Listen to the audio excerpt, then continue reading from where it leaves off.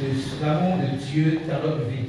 Père, te bénissons, te rendons grâce pour ton amour que tu nous donnes, pour ton amour qui nous pardonne, pour ton amour que tu nous révèles, pour ton amour qui nous offre le salut. Nous te disons merci parce que les cœurs sont disposés. Nous te disons merci parce que notre entendement est ouvert. Nous te disons merci parce que tu as déjà ouvert notre intelligence afin que nous puissions recevoir de toi. Nous te disons merci pour ton amour inconditionnel. Merci pour l'impact de ton amour dans la vie de chacun de nous. Merci pour l'impact de ton amour dans la vie de chacun de nous. Merci pour l'impact de ton amour dans la vie de chacun de nous. Merci parce qu'au cours de cet enseignement, tu vas accomplir des miracles, des prodiges, des guérisons surnaturelles. Merci parce que tous ceux qui nous suivent d'ici, ailleurs ou en différé, verront la gloire de Dieu dans leur vie au travers de cet enseignement que tu nous donnes de recevoir de toi. C'est le nom puissant de Jésus que j'ai prié.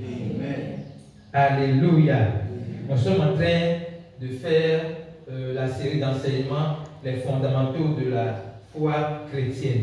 Nous avons déjà introduit, après l'introduction, nous avons abordé la question sur la nature de Dieu, la vraie nature de Dieu. La vraie nature de Dieu. En dehors, après cela, nous avons abordé la question sur les caractéristiques de l'amour de Dieu. Aujourd'hui, nous allons voir deux caractéristiques majeures de l'amour de Dieu. Et le thème est intitulé « L'amour de Dieu donne et pardonne ».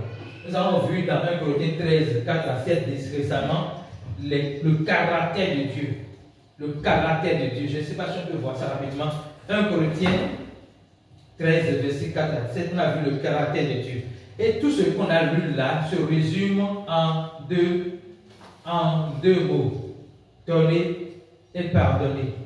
Don et pardon. Et aujourd'hui, l'amour est patient, l'amour est plein de bonté, l'amour n'est point envieux, l'amour ne se vante point, l'amour ne sent point d'orgueil. On a vu tout ça, on a compris avec l'amour ne fait rien de malhonnête, l'amour ne cherche pas son intérêt, l'amour ne s'irrite point, l'amour ne soupçonne point le mal. Allons-y.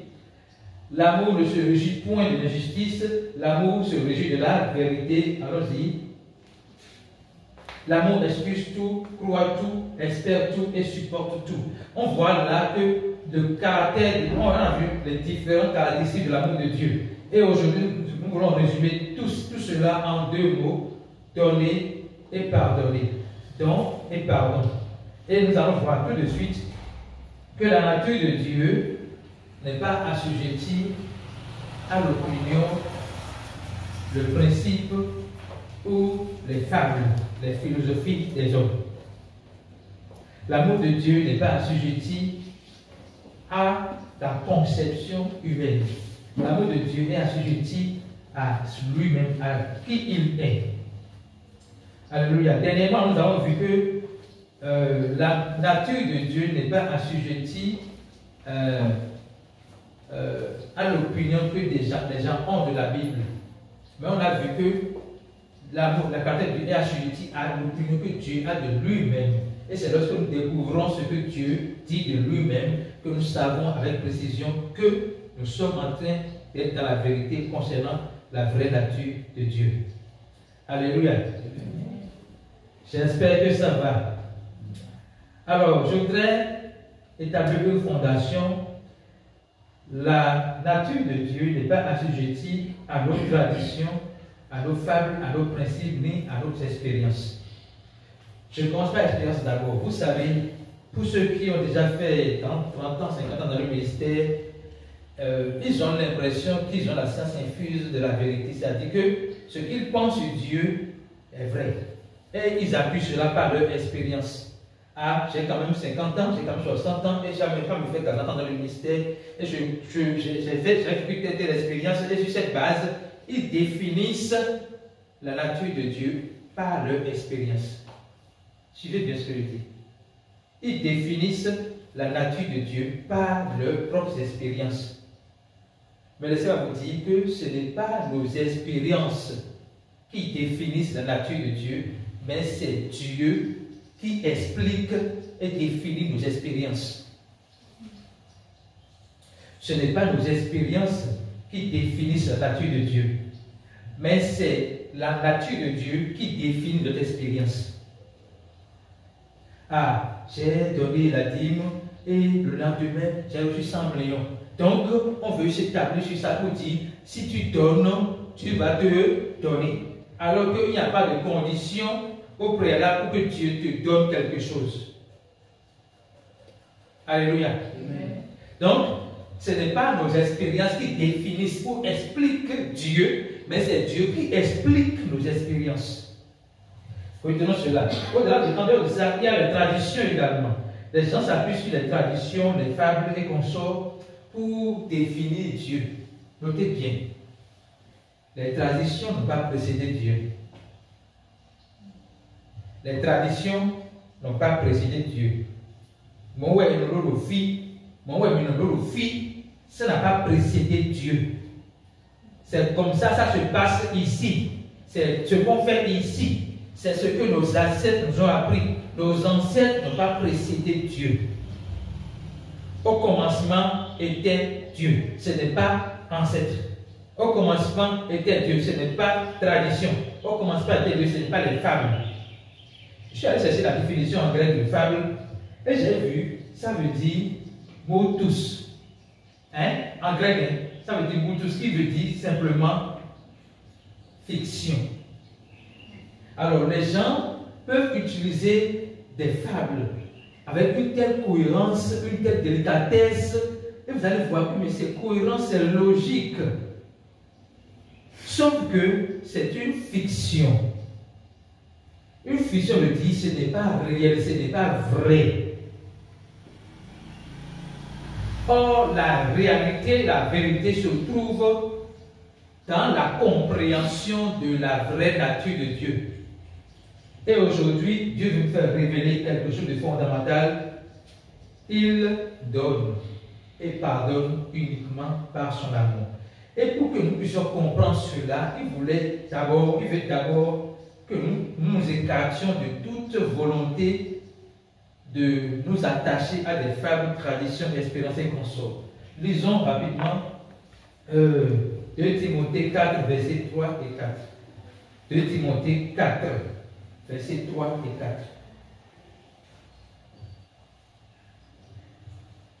2 Timothée 4, versets 3 et 4. Car il viendra un temps où les hommes ne supporteront pas la saine doctrine. Il dit, il viendra un temps où les hommes ne supporteront pas la saine doctrine. La saine doctrine, c'est quoi? C'est l'évangile de Christ, l'évangile de la vérité, l'évangile sur l'amour de Dieu, l'amour inconditionnel de Dieu. Maintenant, il dit, il viendra un temps où les gens ne vont pas supporter la saine doctrine. Pourquoi? Il dit, pourquoi ils ne supportent pas la saine doctrine? Pourquoi? Parce qu'ils ont la démangeaison d'entendre des choses agréables. Ils ont la démangeaison d'entendre des choses agréables. Oh, ça veut dire quoi? La saine doctrine ne dit pas ce qui est agréable, mais ce qui est vrai. La saine doctrine ne nous dit pas ce qui est agréable à notre oreille, mais ce qui est vrai. Il se donne à une foule de docteurs selon leur propre désir. Désir ici, ce n'est pas désir des cœurs, mais désir de leur chair. C'est-à-dire ce qu'ils veulent entendre pour se sentir joyeux, à l'aise dans leur cœur.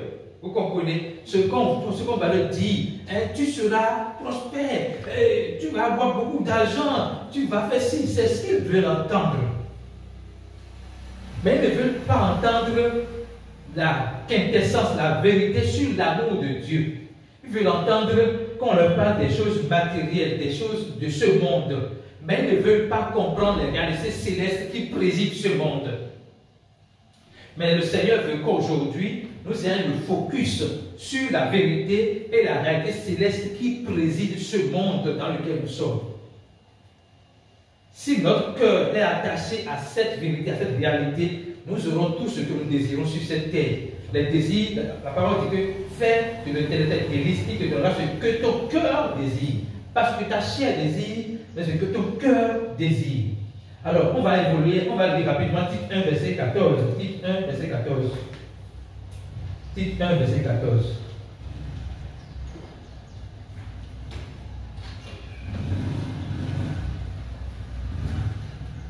Tite 1, verset 14, il ne s'attache pas des femmes judaïques et à des commandements d'hommes qui se détournent de la vérité. Donc, voyez bien, ici on fait savoir que les fables judaïques et des commandements d'hommes détournent de la vérité. Qui est la vérité? Jésus-Christ est la vérité. Qu'est-ce que la vérité? Jésus-Christ est mort pour nos péchés. On n'a rien fait. On n'a pas mérité. Ce n'est pas pure grâce. Il est été enseveli, il est ressuscité des morts. La vérité, c'est que Christ a fait le sacrifice à la croix par amour pour l'humanité. Maintenant, il dit, les gens ils ne s'attachent pas à des fables judaïques, à des commandements d'hommes qui se détournent de la vérité. Ça veut dire quoi? Lorsqu'on s'attache à des fables judaïques, à des commandements d'hommes, on se détourne de la vérité. Et le Seigneur ne veut pas que nous nous détournions de la vérité, mais qu'on puisse être remplis de la vérité, qu'on puisse comprendre la vérité. Aujourd'hui, l'une des vérités que le Seigneur veut que nous comprenions, c'est qu'il donne et pardonne uniquement par son amour. Lisons 2 Pierre 1, verset 16. Nous sommes en train de déconstruire la mentalité selon laquelle les gens veulent définir Dieu par des fables, des traditions, des expériences. Et nous voyons le piège que cela comporte. Ce n'est pas, en effet, en suivant les fables habilement conçues. J'ai ma définition tout à l'heure. Les fables, ça veut dire fiction. Ce n'est pas, en effet, en suivant des fables habilement conçues. Quand on dit quelque chose habilement conçu, il y a dans la chose quelque chose de faux. Vous comprenez? Quand on dit, il a habilement dit quelque chose, il y a une fausseté dans la chose. Donc, ce n'est pas en effet en suivant des fables habilement conçues que nous avons fait connaître la puissance et l'avènement de notre Seigneur Jésus-Christ. Mais c'est comme ayant vu sa majesté de nos propres yeux. Alors, comment est-ce que les apôtres ont fait connaître, faire connaître la puissance et l'avènement de notre Seigneur Jésus-Christ? C'est uniquement par la prédication de l'amour de Dieu pour l'humanité. Alléluia. Amen. Nous allons avancer. Alors, on va se poser la question, tout ce que je dis là, ok, Dieu pardonne et donne uniquement par son amour. Est-ce que la grâce qui permet à Dieu de donner et de pardonner par son amour est une licence pour pécher? Est-ce que la grâce sur laquelle Dieu se base pour donner et pardonner, est-ce que c'est une licence pour pécher? J'imagine que vous connaissez la réponse. Souvent, quand on partage le message de la grâce quelque part, on dit non, ils sont en train de vouloir nous jeter dans la gueule du péché, ils veulent que nous continuions à pécher. Parce qu'on te dit, Jésus a pardonné tes péchés hier, aujourd'hui et demain. Ah non, ce n'est pas possible. Pourquoi il n'était pas possible? Parce qu'ils sont attachés à des fables, à des traditions. Alors, Jésus nous fait savoir ce matin que sa grâce pour nous n'est pas une licence pour pécher. Dans Ephésiens 2, verset 8, il dit, c'est par grâce que nous sommes sauvés. Lisons ça. C'est par grâce que nous sommes sauvés. Par le moyen de la foi. Cela ne vient pas de vous. C'est le don de Dieu. C'est par la grâce que vous êtes sauvés. C'est par faveur imméritée que vous êtes sauvés. Par le moyen de la foi. Dans l'introduction à cette série, nous avons vu que la foi, dont il est question, c'est la foi surnaturelle que Dieu, de Dieu lui-même. D'accord? C'est la foi complète, c'est la foi de Dieu. Donc, par le moyen de la foi, il dit, cela ne vient pas de vous, c'est le don de Dieu. Dans cela, nous pouvons mettre le salut comme nous pouvons mettre la foi. Le salut qui nous est donné ne vient pas de nous, c'est le don de Dieu. La foi qui nous a permis de recevoir ce salut ne vient pas de nous, c'est le don de Dieu. Donc, la parole, on se demande maintenant, il dit, nous lisons verset 9, s'il vous plaît. Il dit, ce n'est point par les œuvres, afin que personne ne se glorifie. Ce n'est point par les œuvres, afin que personne ne se glorifie. Or, les gens veulent montrer qu'ils aiment Dieu par les œuvres. Mais la parole dit, ce n'est pas par les œuvres. Ce n'est pas parce que tu as bien jeûné. Ce n'est pas parce que tu as donné 10 à l'église. Ce n'est pas parce que tu as prié plus que quelqu'un. Ce n'est pas pure grâce. Ce n'est pas pure grâce. Et quand nous comprenons que ce n'est pas la grâce que nous avons été sauvés, nous sommes reconnaissants. Je reprends. Quand nous comprenons que ce n'est pas la grâce, faveur imméritée, miséricorde divine, que nous sommes sauvés, nous sommes naturellement reconnaissants. Alors, celui qui est croyant, qui n'est pas reconnaissant, n'a pas compris que ce n'est pas grâce qu'il est sauvé. Celui qui est croyant, qui croit en Jésus-Christ, mais qui n'est pas reconnaissant, qui ne témoigne pas de la gratitude dans son comportement, n'a pas compris que ce n'est pas grâce qu'il est sauvé. Et je veux aujourd'hui nous étudier avec nous trois personnages de la Bible à qui Dieu a fait grâce et comment ils ont vécu après. On va voir rapidement le cas de Marie-Madeleine. Qui connaît Marie-Madeleine ici? Ou qui entend parler de Marie-Madeleine ici? Ok. Vous savez, Marie-Madeleine, on l'appelle pécheresse. C'est-à-dire que tellement elle pêche qu'on l'a qualifiée de pécheresse. Maintenant, en tant que pécheresse, qu'est-ce qu'elle a commis et Jésus lui a fait grâce? Elle a commis l'adultère. Les gens l'ont amené devant Jésus. Et ils ont dit, ils ont mis devant Jésus quoi? La tradition, la loi, les principes, les fables. La loi a dit que si on voit une femme qui commet l'adultère, on la lapide jusqu'à la mort. Toi, grâce, que dis-tu? Alléluia. Toi, que dis-tu? Jésus n'a pas dit, ok, comme la loi a dit ça, allez-y, tu es là. Jésus n'a pas dit ça. Pourquoi? Parce que la même loi a dit, ne tuez point. Hein? Donc, Jésus, pour leur révéler qui il est, il dit que celui qui n'a jamais péché lui jette la première pierre. Et ils ont compris dans leur cœur, sans que Jésus ne commence pas à leur dire faites vos confessions, ils ont compris dans leur cœur qu'ils ne sont pas dignes de prendre une pierre et de jeter sur elle parce qu'ils sont aussi pécheurs. Et Jésus dit, personne ne t'a-t-il condamné? Donc Jésus a enlevé leur capacité de condamner en leur révélant qu'ils sont aussi pécheurs qu'elle, en leur montrant qu'il n'y a pas de différence entre péché d'adultère, petit mensonge, je suis à Calavi alors que je suis à Calavi, je dis que je suis à Gatitengou. Il n'y a pas de différence entre adultère, petit mensonge, meurtre. Péché, c'est péché. Donc, quand ils ont vu cela, ils ont décidé de ne pas la condamner. Donc, Jésus demande, personne ne t'a-t-il condamné? Et elle dit non. Et Jésus dit, moi non plus, je ne te condamne. Va et ne pêche plus. Les gens n'ont pas compris cette phrase-là. Va et ne pêche plus, ce n'est pas un commandement.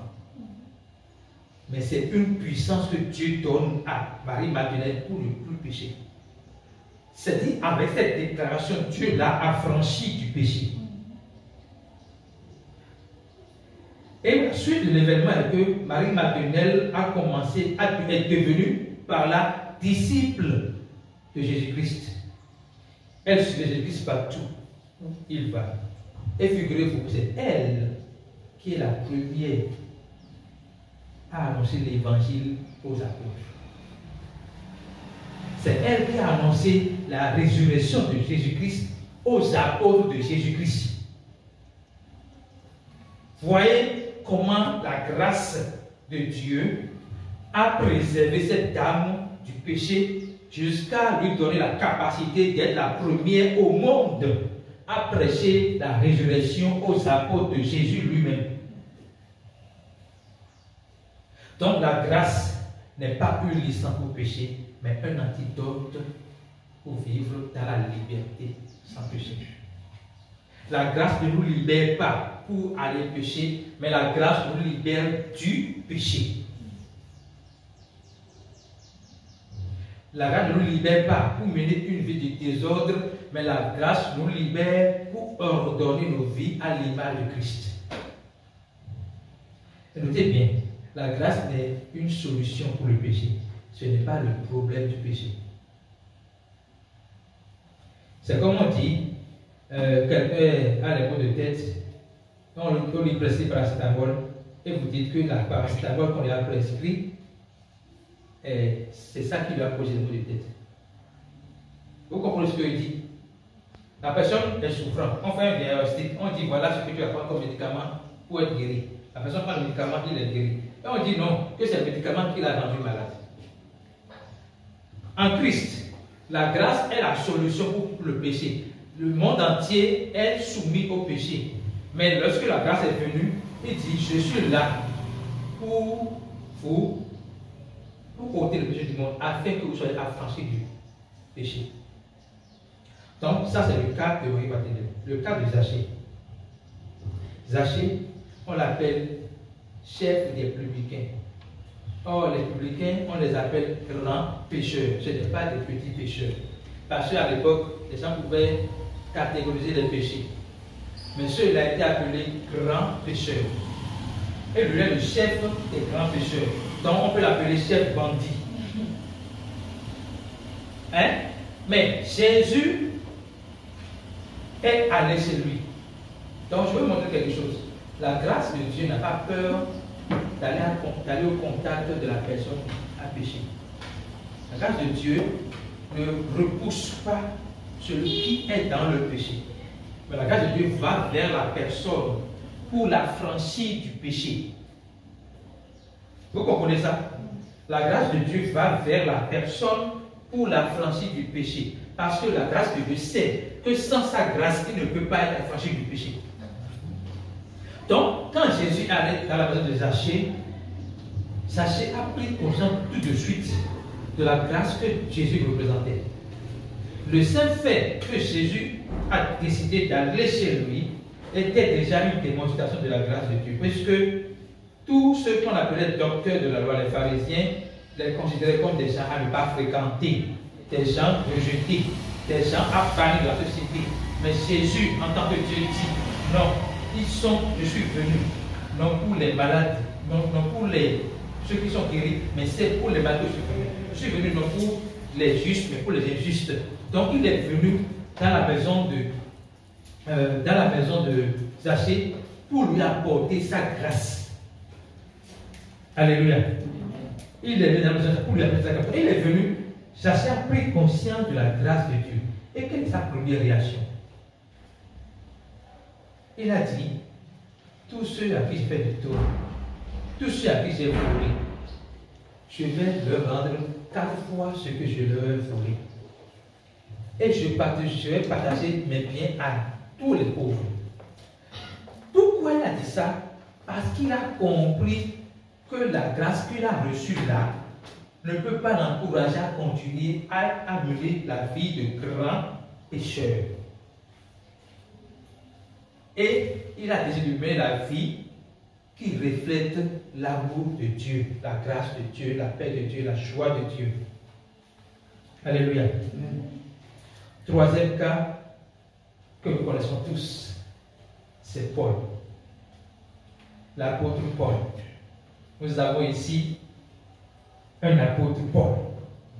Mais je ne parle pas de l'apôtre Paul que nous avons ici, je parle de l'apôtre Paul qui est dans la Bible, qu'on qualifie de persécuteur des églises de Dieu.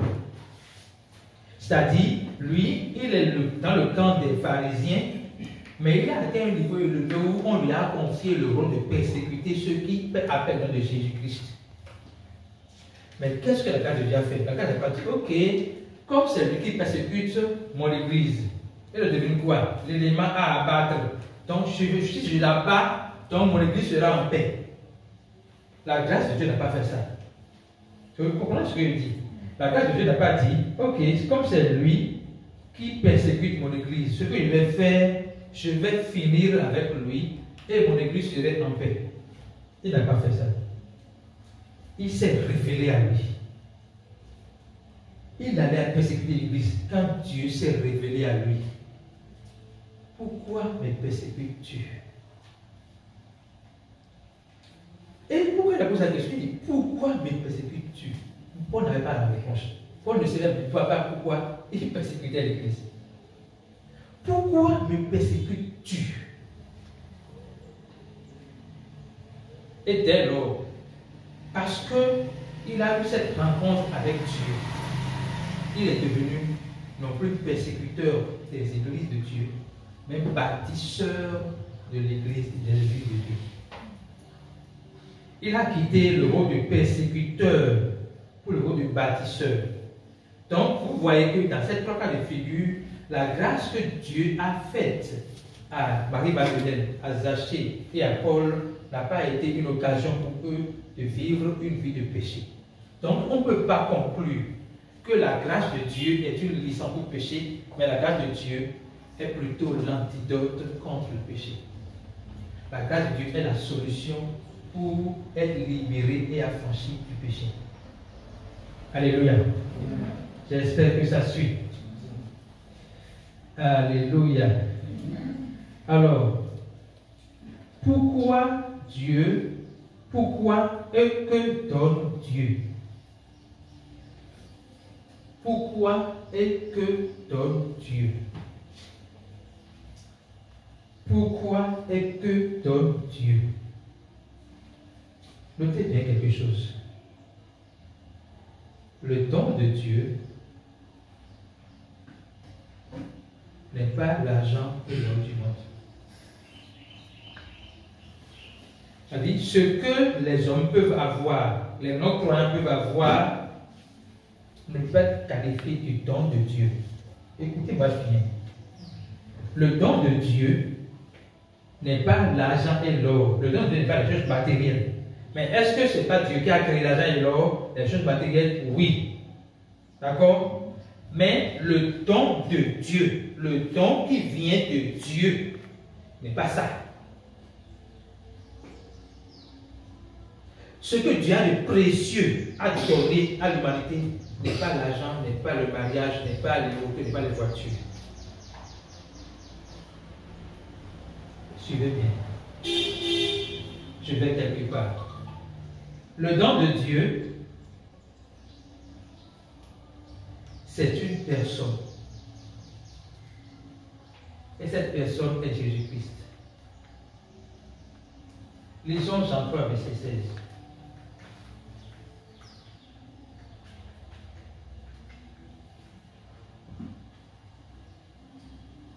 Voyez comment Dieu a démontré son amour pour l'humanité.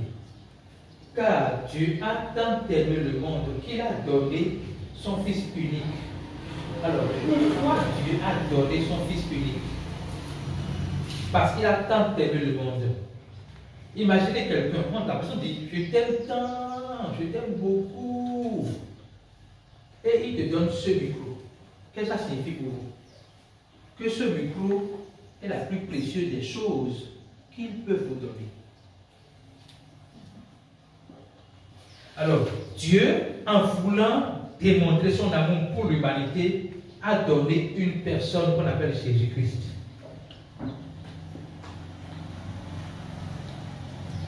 Et il dit, pourquoi cette personne a été donnée? Pour que quiconque croit en lui ne périsse point, mais ait la vie éternelle. Dieu, quand il a tant aimé le monde, le don qu'il a fait à l'humanité n'est pas les choses matérielles, mais la personne par qui nous ne périssons point, mais nous avons la vie éternelle.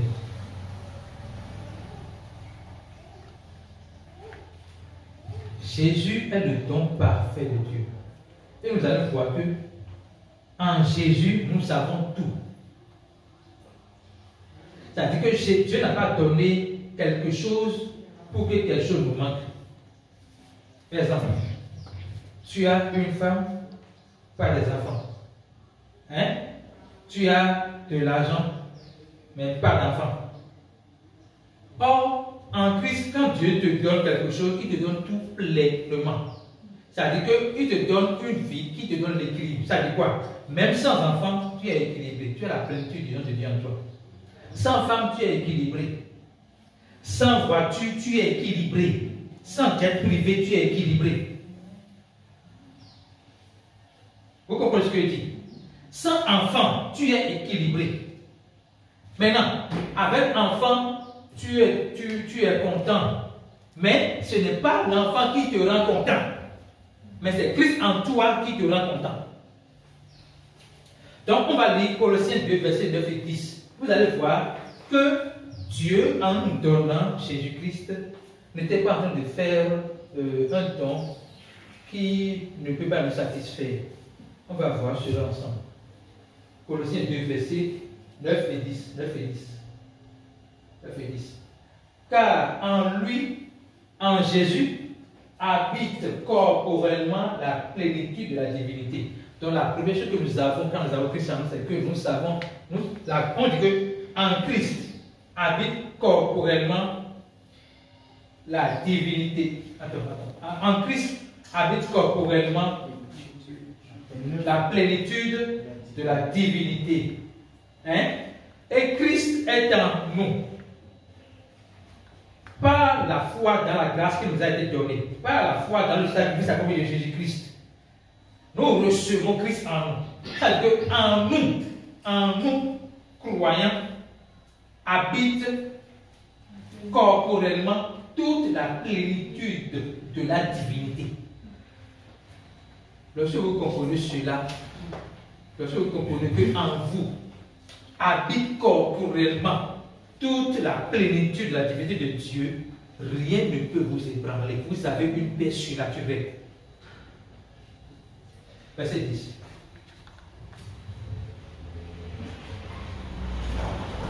Vous avez tout pleinement en Christ. Donc, parce que en nous habite toute la plénitude de la divinité, la parole dit que nous avons tout pleinement en Christ, qui est le chef de toute domination et de toute autorité. On dit, nous avons tout pleinement en Christ, tout pleinement. Mettez tout dans, mettez ce que vous voulez dans tout. Tout pleinement, ce n'est pas partiellement, ce n'est pas temporairement. Nous avons tout pleinement en Christ. Donc Dieu a donné Jésus en qui habite corporellement la divinité de Dieu et en qui nous avons tout pleinement. Donc le don de Dieu est complet et parfait.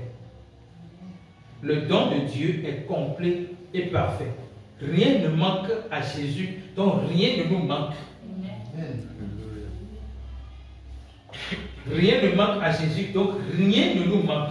Parce que Jésus vit en nous. Et donc, nous avons en nous la plénitude de la divinité. Alléluia. Je voudrais conclure cette partie en disant que ce que nous recherchons de plus dans ce monde, c'est la paix, c'est la joie, c'est la sécurité, c'est tout ce que nous voulons. Et je disais tout à l'heure que rien ne manque à Jésus parce qu'il est parfait et complet. Ça dit quoi? En Jésus, nous avons la paix, nous avons la joie. Il est d'ailleurs le prince de la paix. La parole dit que la joie de Dieu est notre force. Donc en Jésus, nous avons tout pleinement.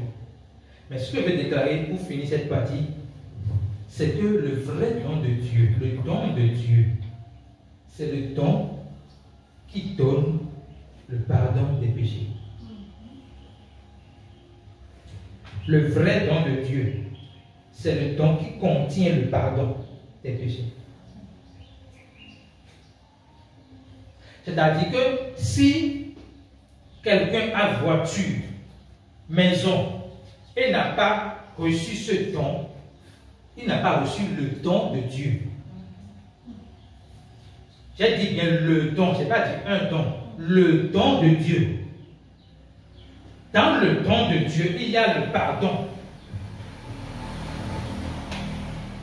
Dans le don de Dieu, il y a le pardon. Donc le don de Dieu, c'est le don qui donne le pardon des péchés. Luc 1, verset 77. Luc 1, verset 77.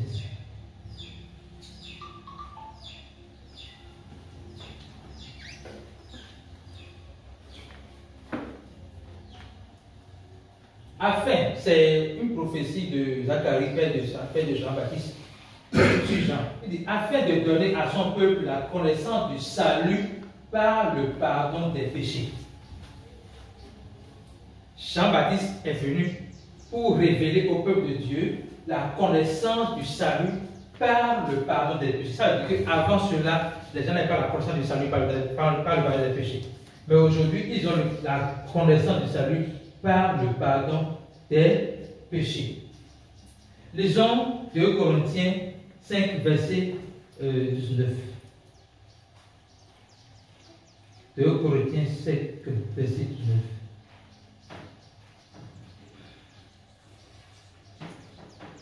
Vous allez voir que, car Dieu était en Christ, réconciliant le monde avec lui-même, en n'imputant point aux hommes leurs offenses. Donc, Jésus n'impute point aux hommes leurs offenses. Dieu n'impute point aux hommes leurs offenses. Et c'est la base de son amour. Il a mis en nous la parole de réconciliation. Dieu n'impute point aux hommes leurs offenses. Pourquoi? Parce qu'il est amour. Et il ne regarde pas les hommes au travers du péché, parce qu'il est venu pour ôter le péché du monde. Donc il n'impute point aux hommes le péché, parce que ce n'est pas les hommes qui sont à accuser pour le péché. Je reprends. L'homme n'est pas à accuser pour le péché. Je vais aller loin. L'homme est innocent du péché. Adam a commis un péché.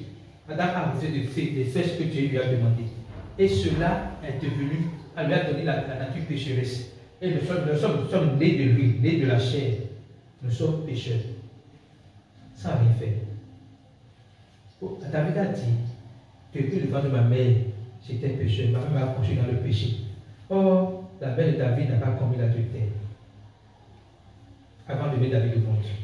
Donc, si David dit que depuis le ventre de ma mère, j'ai été accroché dans le péché, il a dû parler de sa nature pécheresse, alors que dans le ventre de sa mère, il n'a pas encore menti. Donc, nous sommes innocents du péché que Adam a commis. Et pour réparer cette injustice-là, Dieu a dit, je ne peux pas imputer aux hommes leur péché. Parce que dans le péché, par nature, se cachent les péchés par action. Le péché par nature est le père des péchés par action. Le péché par nature est le père des mensonges, vol, et tout. Donc, Dieu dit, ils sont innocents de ce péché-là. Donc, je ne peux pas leur imputer le péché. C'est pour ça que Dieu n'impute pas le péché. C'est pour montrer qu'il est un Dieu de justice. Et il a dit, Jean-Baptiste a dit tout à l'heure, il est là pour révéler au monde la connaissance du salut par le pardon des péchés. Et pour ceux qui étaient venus plus tôt, vous avez vu sur l'écran un verset qu'on va lire ensemble, Jean 1, verset 29. Jean 1, verset 29. Voici l'agneau de Dieu qui ôte le péché du monde. Jean a dit, voici l'agneau de Dieu qui ôte le péché du monde. Ça veut dire quoi? Ça veut dire que le péché du monde est déjà ôté. Ce n'est pas que ça sera ôté, parce que Jésus est déjà mort à la croix, enseveli des péchés. Donc, le pardon des péchés est déjà offert à l'humanité. Le péché est déjà ôté. Quand on dit que le péché est ôté, ça veut dire qu'on ne peut plus imputer le péché à un être humain.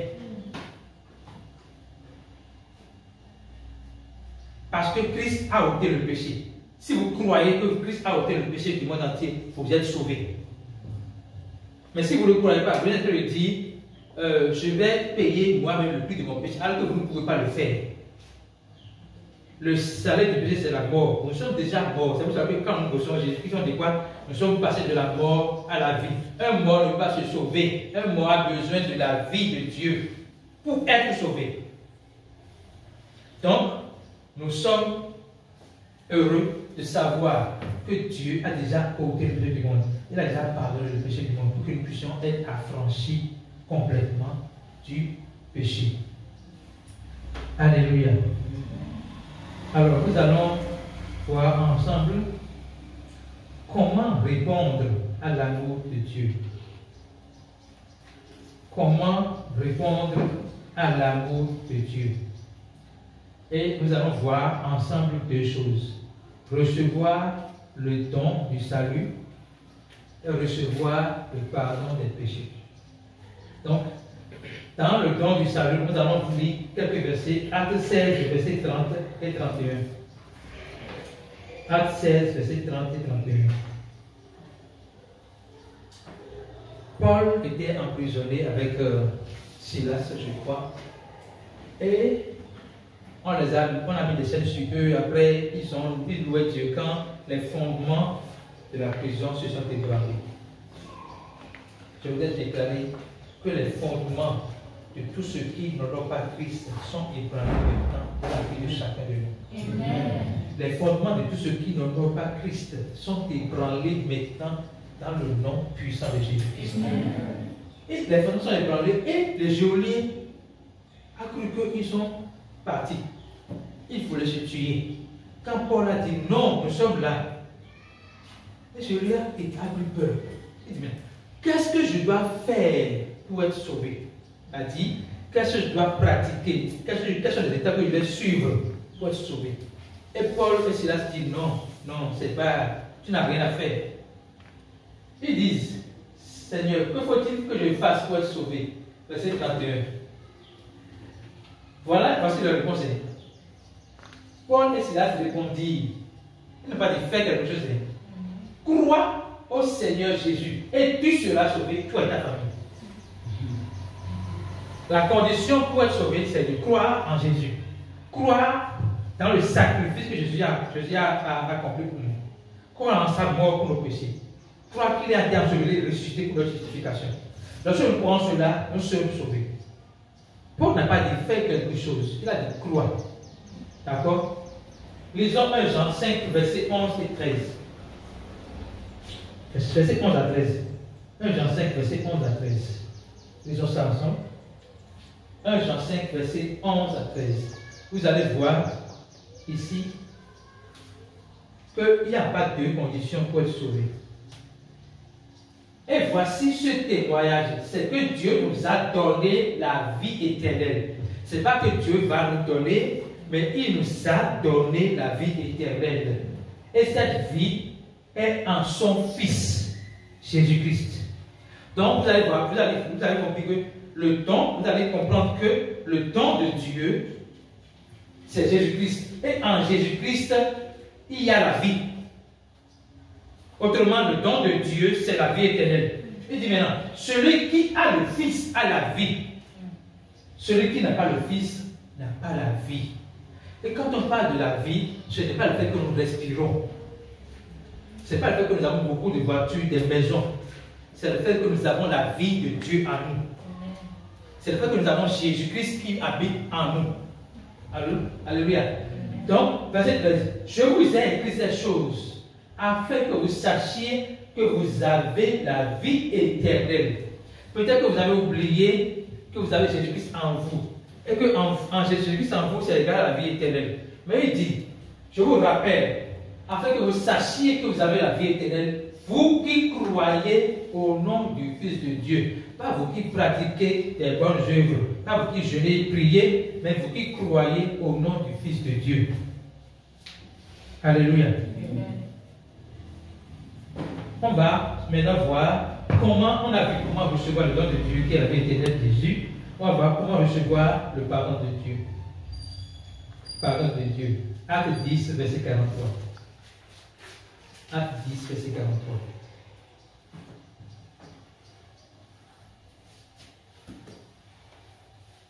Acte 10, verset 43. Alléluia. C'est Pierre qui est allé chez Corneille sur demande de Dieu pour lui prêcher l'évangile. Et voici l'une de ses déclarations. Tous les prophètes rendent de lui le témoignage que quiconque croit en lui reçoit par son nom le pardon des péchés. Donc, comment est-ce qu'on reçoit le pardon des péchés? Par la foi en Jésus-Christ. Quiconque croit en lui. Notez que Corneille était quelqu'un de très pieux. La parole dit qu'il est pieux, il craint Dieu, lui, toute sa famille. Sauf qu'il ne croyait pas encore en Jésus-Christ. Et c'est parce qu'il a besoin de la vie de Dieu que Dieu a envoyé Pierre vers lui pour lui annoncer l'évangile dans lequel se trouve la vie. Et dès qu'il a cru, qu'il a reçu, tous les prophètes ont entendu le témoignage que quiconque croit en lui reçoit par son nom le pardon des péchés. Dès qu'il a reçu le pardon des péchés, on peut le verset suivant, verset 44. La parole dit instantanément, dès qu'il a reçu le pardon des péchés, il a cru que ce n'est pas ce que je faisais. Je jeûnais, je donnais mes biens, je faisais l'aumône, ce n'est pas ce que je faisais. Qui pouvait me donner le pardon des péchés? Mais ce n'est pas la foi en Jésus-Christ que je peux recevoir le pardon des péchés. La parole dit que, comme Pierre prononçait encore ces mots, car le Saint-Esprit descendit sur tous ceux qui écoutaient la parole. Ils ont commencé par parler et prophétiser en langue. C'est pour dire que les œuvres, le jeûne, la prière, les aumônes, les dîmes, les offrandes ne nous donnent pas le pardon des péchés. Ce qui donne le pardon des péchés, c'est notre foi en Jésus-Christ. Alléluia. Éphésiens 4, verset 32. Éphésiens 4, verset 32.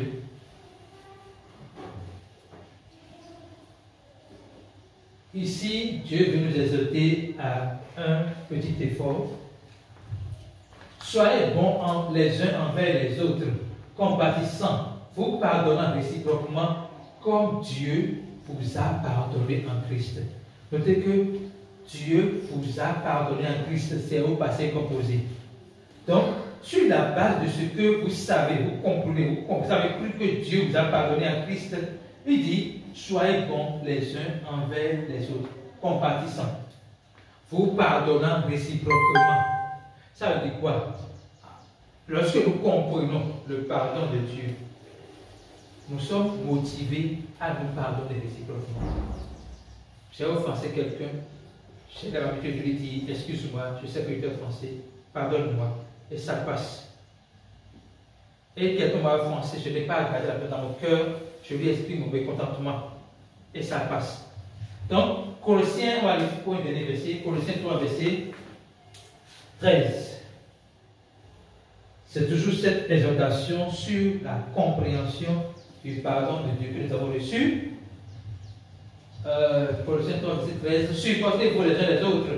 Et si l'un a sujet de se plaindre de l'autre, pardonnez-vous réciproquement. De même que Christ vous a pardonné, pardonnez vous aussi. Donc, Dieu nous exhorte à manifester le pardon des péchés que nous avons reçus dans notre quotidien avec les hommes que nous fréquentons. Dieu nous exhorte à manifester le pardon de Dieu que nous avons reçu dans ce monde, dans nos relations avec les gens, afin que les gens puissent découvrir le pardon de Dieu. Pour finir, la grâce de Dieu n'est pas plus récente pour pécher. La grâce de Dieu nous aide à être affranchis du péché. Et la manière dont nous démontrons que nous avons compris la grâce de Dieu, c'est lorsque nous manifestons l'amour de Dieu parmi nos frères à travers deux principes, donner et pardonner. Donner et pardonner. Et quand on dit donner, c'est donner soi-même, donner sa personne. Ne précédez pas l'argent à votre don de soi. Le don de vous-même, le don de Christ en vous est plus important que l'argent que vous donnez. Donc, le don dont on parle ici, c'est vous donner. Mais donner également des choses matérielles si vous avez vous en avez. Mais tout le monde a quelque chose à donner. La parole dit, celui qui reçoit un prophète, même avec de l'eau, est béni. Reçoit des choses de ce prophète-là. Ça veut dire que la parole c'est que tout le monde a moins de l'eau à donner à quelqu'un. Donc personne ne peut dire, je n'ai rien à donner. Nous avons quelque chose à donner. Mais ce n'est pas le don que nous faisons qui nous donne le pardon des péchés. Alléluia.